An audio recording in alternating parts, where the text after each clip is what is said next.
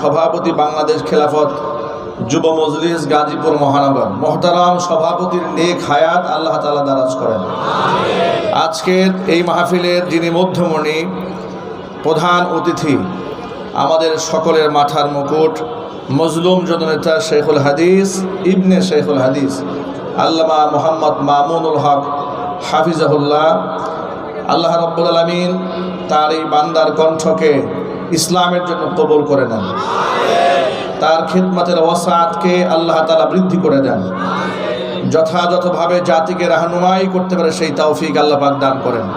এছাড়াও আমন্ত্রিত হাজারাত ওলামায়ে কেরাম, মুরব্বিয়ান আযম অত্র এলাকা এবং পার্শ্ববর্তী এলাকার বিভিন্ন প্রান্ত থেকে ছুটে আসা দিন দরদি ইমানদার পরহেজগার মুত্তাকি মুসলিম ভাইয়েরা, পর্দার অন্তরালে অবস্থানরত আমাদের সকলের শ্রদ্ধা ভাজন পর্দানিশীন মা এবং বোনেরা, মহান আল্লাহ রাব্বুল আলামিনের দরবারে আলিশানে লাখো কোটি শুকরিয়া আদায় করছি যে মহান মনিব আমাদেরকে জুলাই আগস্টের বিপ্লব সাধন করে দেওয়ার মাধ্যমে গোটা বাংলাদেশকে দ্বিতীয়বারের মতো আল্লাহ পাক আমাদের জন্য স্বাধীন করে দিয়েছেন, যার দরুন আজকে আমরা খোলা মনে কোনো প্রকার সামনে পেছনে চিন্তা ভাবনা না করে আল্লাহর উপর তাওয়াক্কুল করে স্বাধীন মন প্রাণ নিয়ে কোরআন সুন্নাহ থেকে কথা বলার পরিবেশ পেয়েছি। কথা ঠিক কিনা বলেন? এখন স্টেজে ওঠার আগে কেউ আমাদের ডান পাশ থেকে বলে না, হুজুর দিনকাল ভালো না, একটু বুঝে শুনে কথা বললেন। স্টেজে ওঠার পরে কেউ স্লিপ দেয় না, কেউ কোনো কমিটি আমাদেরকে ফোন দিয়ে আমাদের আইডি কার্ড চায় না, যে থানা থেকে আইডি কার্ড চেয়েছে। এতটুকুন স্বাধীনতা আল্লাহ তাআলা আমাদের জন্য এনে দিয়েছেন, যে সমস্ত ভাইদের রক্তের বিনিময়ে এই স্বাধীনতা আমরা পেয়েছি। আল্লাহর কাছে আমরা দোয়া করছি আল্লাহ পাক যেন তাদেরকে শাহাদাতের সর্বোচ্চ মর্যাদা দান করেন। যারা আহত হয়েছেন বৈষম্য বিরোধী ছাত্র আন্দোলনে, আল্লাহ পাক শেফায়ে কামিলা আজিলা কুল্লিয়া নসিব করেন। মনে রাখবেন, স্বাধীনতা অর্জন করা যতটা কঠিন, ধরে রাখা তার থেকে আরো বেশি কঠিন। এই স্বাধীনতা অর্জিত হয়েছে, পূর্ণাঙ্গ অর্জন কিন্তু এখন আমাদের হয় নাই। চক্রান্ত চলছে, চক্রান্ত চলমান, চক্রান্ত মোকাবেলা করতে আপনারা প্রস্তুত আছেন তো? ইনশাআল্লাহ। কারা কারা প্রস্তুত আছেন দু হাত দেখতে চাচ্ছি।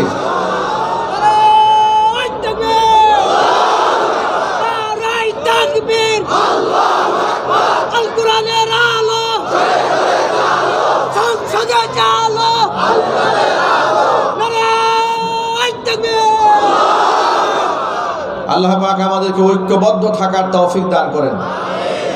আমাদের মধ্যে রাজনৈতিক মতাদর্শ থাকতে পারে, আমাদের মধ্যে মাসআলাগত ইখতিলাফ থাকতে পারে, আমাদের মধ্যে ভুল বোঝাবুঝি হতে পারে, আমাদের মধ্যে শত দূরত্ব থাকতে পারে, কিন্তু কয়েকটা ব্যাপারে এই গোটা জাতি ঐক্যবদ্ধ আছে। ভারতের আগ্রাসন বিরোধী মনোভাবের ক্ষেত্রে গোটা জাতি অভিন্ন অবস্থায় এখনো পর্যন্ত আছে। অনুরূপভাবে স্বৈরাচারের বিচার বাংলার মাটিতে হতে হবে, এই দাবিতেও এদেশের সর্বোপরি সর্বস্তরের মুসলমান ঐক্যবদ্ধ আছে। ঠিক কিনা বলেন?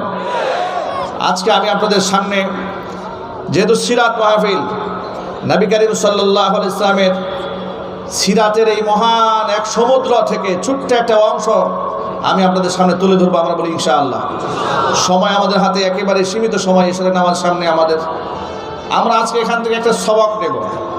নবী করিম সাল্লাল্লাহু আলাইহি ওয়াসাল্লাম ইন্নাহু কানা জাওয়াদান কারীমা, আল্লাহ নবী সাল্লাল্লাহু আলাইহি ওয়াসাল্লাম এক মহান দানশীল ছিলেন, ব্যাপক প্রশস্ত হৃদয়ের অধিকারী ছিলেন।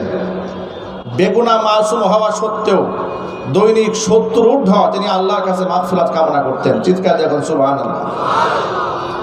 আমাদের উচিত আমাদের হৃদয়টাকে অনেক প্রশস্ত বানাতে হবে, আমাদের মনকে উদার করতে হবে।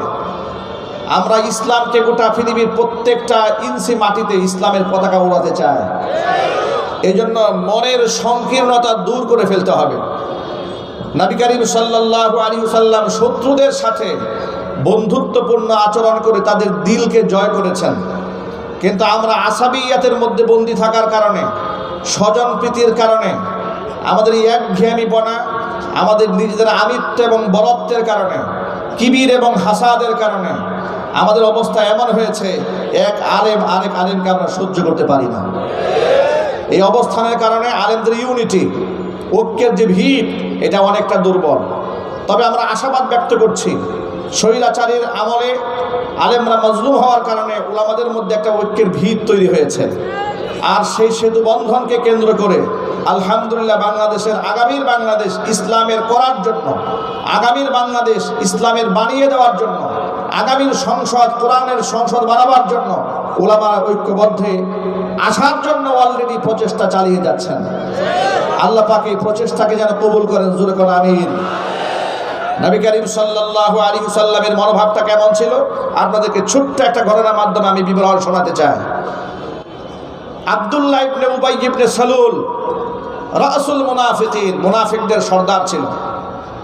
ইসলামের যে কত ক্ষতি সে করেছে, সে ক্ষতির কোনো শেষ ছিল না। তার প্রতি নবী করিম সাল্লাল্লাহু আলাইহি ওয়াসাল্লামের মধ্যে তার ব্যাপারে কোনো হিংসা ছিল না, জিঘাংসা ছিল না, বিদ্বেষ ছিল না। এমন একজন কুখ্যাত মুনাফিক দুনিয়া থেকে মারা গেল। মারা যাওয়ার পরে তার ছেলের নামও আব্দুল্লাহ। তিনি আবার নবী করিম সাল্লাল্লাহু আলাইহি ওয়াসাল্লামের খুব খাঁটি সাহাবী ছিলেন। তিনি রসুলের কাছে এসে বললেন, ইয়া রাসূলুল্লাহ, আমার আব্বাজান যত বড় অপরাধী হোক না কেন, সে তো আমার বাবা, আর সে তো কাফেরও নন, তিনি মুশরিকও নন, আর তার জাহান্নামে সে যাবে, এতটুকু আয়াত নাযিল হয় নাই। আপনার কাছে আমার সুপারিশ, আমার বাবাকে যখন কাফনের কাপড় পরাবো, সেই কাপড়টা দুনিয়ার স্বাভাবিক কাপড়ে না হয়ে আপনার ব্যবহৃত একটা জুব্বা দিয়ে দিবেন। যেহেতু সে অপরাধ করেছে আমরা জানি, আপনার ব্যবহৃত জুব্বার ওসিলা যেন আল্লাহ তাআলা মাফ করে দেন। নবী করিম সাল্লাল্লাহু আলাইহি ওয়াসাল্লাম তার মধ্যে তার ব্যাপারে কোনো হিংসা বিদ্বেষ অন্তরে রাখার কোনো সুযোগ নাই। উদার মনে নবী করিম সাল্লাল্লাহু আলাইহি ওয়াসাল্লাম ব্যবহৃত জুব্বাটা তাকে জানাজার জন্য, কাফন পরায় দেওয়ার জন্য দিয়ে দিলেন। শুধু কি তাই, আব্দুল্লাহ রাদিয়াল্লাহু তাআলা আনহু আল্লাহর রাসূলের কাছে আরেকটা আবদার জানালেন, ইয়া রাসূলুল্লাহ, আপনি আমার বাবার জানাজার নামাজের ইমামতি করবেন। নবীজি বললেন, ঠিক আছে, আমি নামাজ পড়াবো। এমনকি তারে কবরে মাদফুন করে দেওয়ার সময় আল্লাহর হাবিব রাহমাতুল্লাহি আলাইহি রাহমাতুল লিল আলামিনের মুখ থেকে লালা বের করে তার মুখের মধ্যে লাগিয়ে দিলেন, যাতে করে সল জবটা সহজ হয়ে যায়। একটুখানি ভাবনার চিন্তা করেন, মুনাফিকদের সর্দার ইসলামের এত ক্ষতি সাধন করেছে, তারপরে আল্লাহর নবী সাল্লাল্লাহু আলাইহি ওয়াসাল্লামের যে নমনীয়তা, তাকে ক্ষমা করে দেওয়ার যে মন মানসিকতা, তার জন্য আল্লাহর কাছে কান্না করার যে চিন্তা চেতনা কত মহৎ ছিল।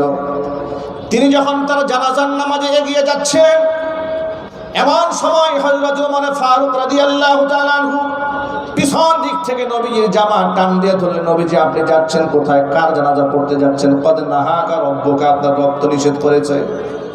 নবীজি সাল্লাল্লাহু আলাইহি ওয়াসাল্লাম বললেন, ওমর, আল্লাহ মুনাফিকদের জানাজা পড়তে আমাকে নিষেধ করেন নাই, বরং আল্লাহ তাআলা আমাকে ইখতিয়ার দান করেছেন, বাল খায়্যারানি। কোরআন মাজিদ আল্লাহ তাআলা বলেছেন, ইস্তাগফির লাহুম আও লা তাস্তাগফির লাহুম ইন তাস্তাগফির লাহুম ৭০ মাররাতান ফালান ইয়াগফিরাল্লাহু লাহুম।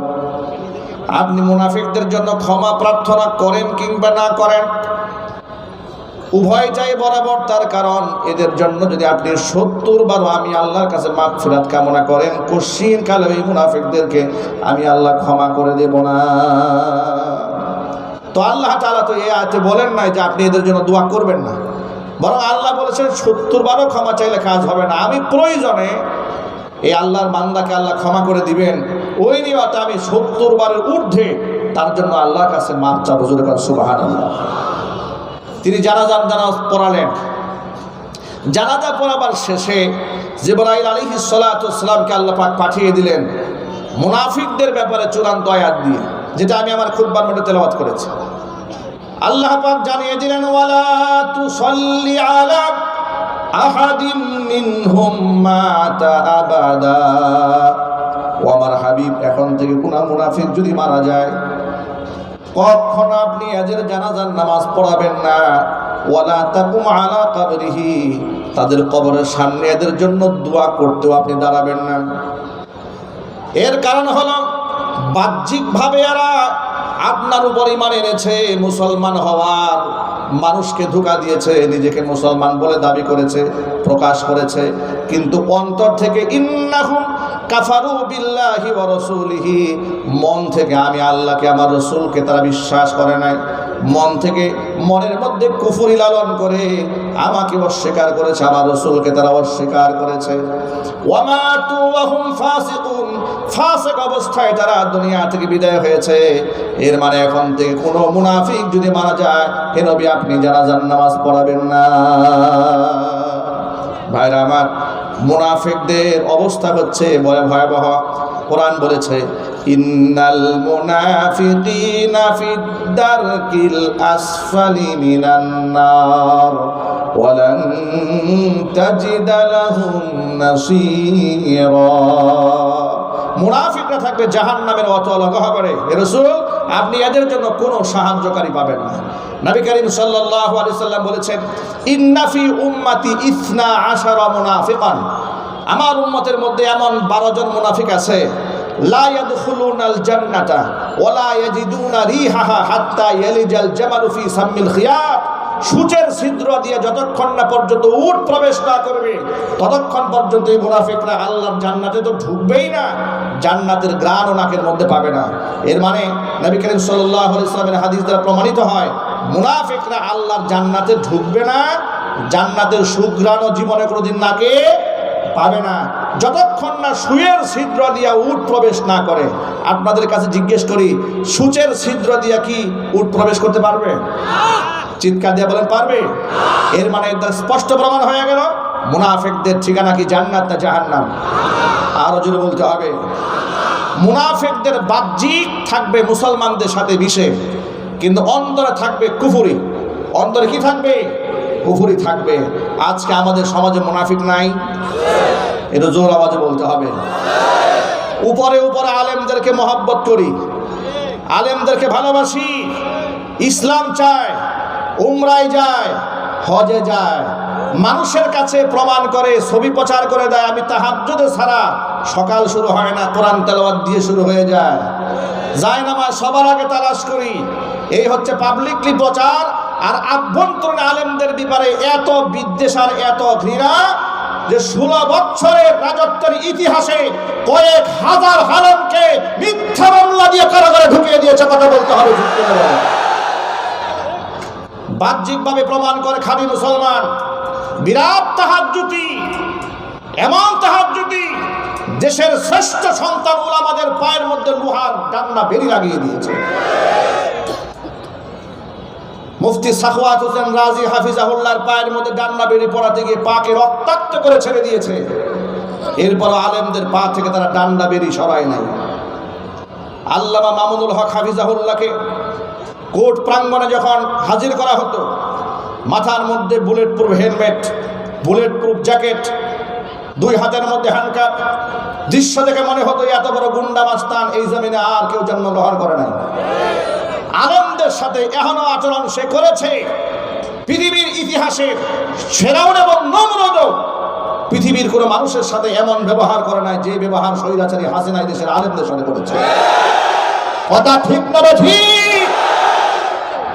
শুধু কি তাই, শাপলা চত্বরে অগণন তাহাজ্জুদ গুজারি ছাত্র উলামা তুলাবাদের উপরে নির্যাতনের স্টিম রুলার চালিয়ে দিয়ে এই সমস্ত শহীদ আল্লাহ পাকের জান্নাতি ফুলগুলোকে ডাস্টবিনে নিক্ষেপ করেছে, লাশগুলোকে গুম করে ফেলে দিয়েছিল।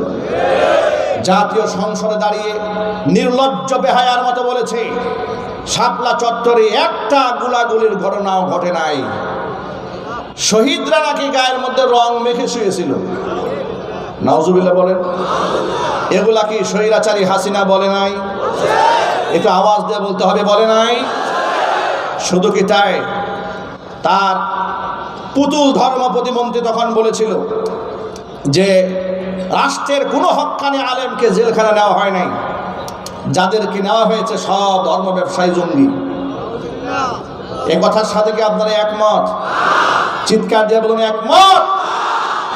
যে স্বৈরাচারী হাসিনা এদেশে আলেম সমাজকে মৌলবাদ বানিয়েছে, জঙ্গিবাদ নামে প্রচার করেছে, উগ্রবাদ হিসেবে মানুষের সামনে উপস্থাপন করেছে, এমনকি নাটকীয় কায়দায় দাড়ি এবং টুপিকে সারা জীবন ব্ল্যাকমেইল করে মানুষের সামনে দাড়ি এবং টুপির সম্মানকে নষ্ট করেছে। এই কথাগুলোকে সত্য না মিথ্যা? শুধু কি তাই, এরপর 2021 সালে নরেন্দ্র মোদীকে বাংলাদেশে আনা হবে, লাল গালিচা সংবর্ধনা দেওয়া হবে। মুসলমান উলামারা সহ্য করতে পারেননি, কারণ নরেন্দ্র মোদী হচ্ছে সেই কুখ্যাত শয়তান যে ব্যক্তি মুসলমানদেরকে জ্বালিয়ে পুড়িয়ে শেষ করে দিয়েছে, বাবরি মসজিদকে শহীদ করেছে, মসজিদ ভেঙে রাম মন্দির নির্মাণ করেছে, গরু জবাইয়ের অপরাধে এখনো পর্যন্ত যে দেশে মুসলমানদের মসজিদগুলাকে বাড়িগুলাকে বুলডোজার দিয়ে ভেঙে গুড়িয়ে দেওয়া হচ্ছে, এমন একজন জালেম মুসলমানদের দেশে লাল গালিচা সংবর্ধনা দেওয়া হবে, এটা কি মুসলমানের কলিজায় মানতে পারে? চিল্লা বলে মানতে পারে? আলেমরা বিরোধিতা করলেন। এই অপরাধে শুধু 21 সালে 2600 আলেমের নামে মিথ্যা মামলা দিয়েছে। এই চৌরাস্তা ঈদগাহ ময়দানে আমাকে মাহফিল করতে নিষেধ করে দিয়েছে, আমাকে কাশিমপুর ফুটবল মাঠে আমার মাহফিল বন্ধ করে দিয়েছে, আন্দার মালিক মাদ্রাসার মাহফিল আমার একদিন আগে মাহফিল বন্ধ করে দিয়েছে। অসংখ্য আলেমদের টুটিকে কণ্ঠকে চেপে ধরার চেষ্টা করেছে নরেন্দ্র মোদীকে খুশি করার জন্য। আল্লাহ রাব্বুল আলামিন নরেন্দ্র মোদীর কোলে তার স্থান করে লাথি মেরে বাংলাদেশ থেকে ভাগিয়ে দিয়েছে।